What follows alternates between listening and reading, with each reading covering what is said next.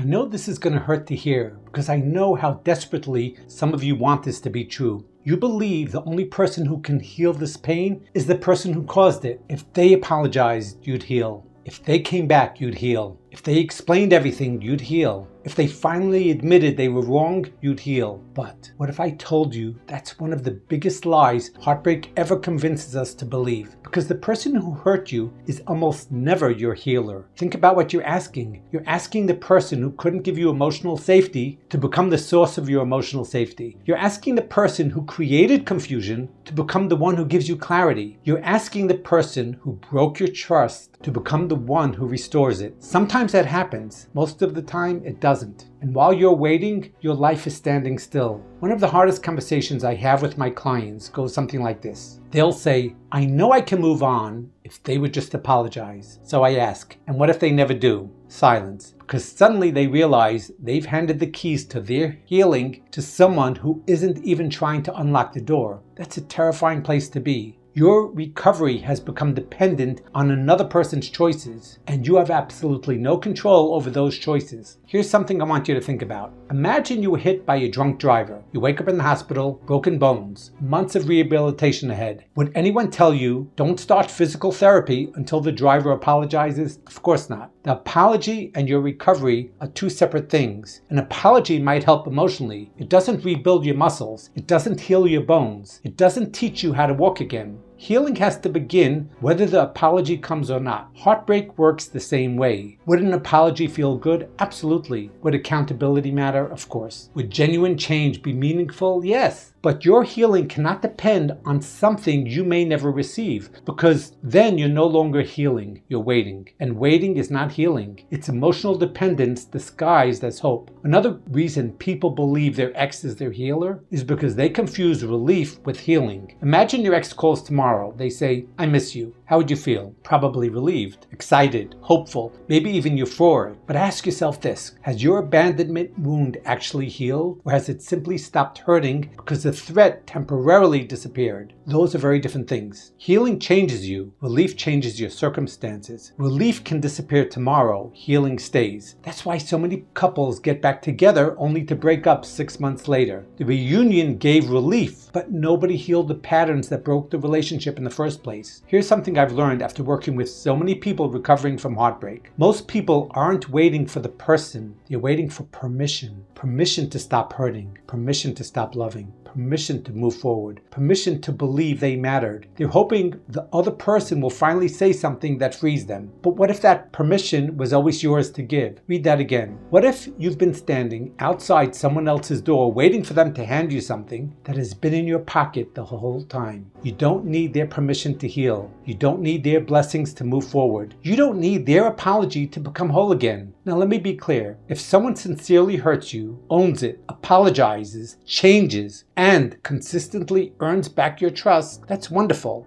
I'm not against reconciliation. I'm not against second chances. People can grow. People can change. Relationships can heal. But here's the difference. They're a bonus, not a requirement. Your healing should never depend on another person's transformation. Because what if they never transform? Does that mean you stay emotionally imprisoned forever? I hope not. One of the biggest shifts in recovery happens when you stop asking, when are they going to heal me? And start asking, what do I need today? Maybe today you need rest. Maybe today you need boundaries. Maybe today you need therapy. Maybe today you need to cry. Maybe today you need to forgive yourself. Those are acts of healing. And notice something, none of them require your ex to participate. Here's what makes this so difficult. Your nervous system still associates them with relief. When they text, you calm down. When they disappear, you panic. So your brain naturally concludes they're the cure. No, they're the trigger. And occasionally, they're also the painkiller. But painkillers don't heal broken bones. They simply make the symptoms quieter for a little while. Real healing happens underneath, quietly, slowly, day by day, choice by choice, boundary by boundary, self-respect by self-respect. One morning you wake up and you realize something extraordinary. You still remember them, but you no longer need them. You still care, but you're no longer waiting. You still have memories, but they no longer control your future. That's healing. Not because they came back, not because they apologized, not because they suddenly became the person you always hoped they'd be, because you became the person you needed all along. the person who protects your heart, the person who tells the truth, the person who stops settling for crumbs, the person who finally believes I deserve consistency, honesty, respect, and peace. And here's the beautiful irony. The moment you stop believing they are your healer is often the exact moment you truly begin to heal. If you'd like my help getting there, I'd love to welcome you into my school community where people from all over the world are healing together through live coaching, practical tools, honest conversations, and a community that truly understands what you're going through. And if you want more personal support, you can book a one-on-one coaching session or an RTT session with me. Or if you don't want to wait, you can be talking to me today on Pop Call. We can connect by voice, video, or chat, whatever feels most comfortable for you. You'll find all the links in my bio. And remember this, the person who hurt you may become part of your story, but they do not have to become the author of your future. Your healing begins the moment you stop waiting for someone else to rescue you and realize you've had the strength to save yourself all along.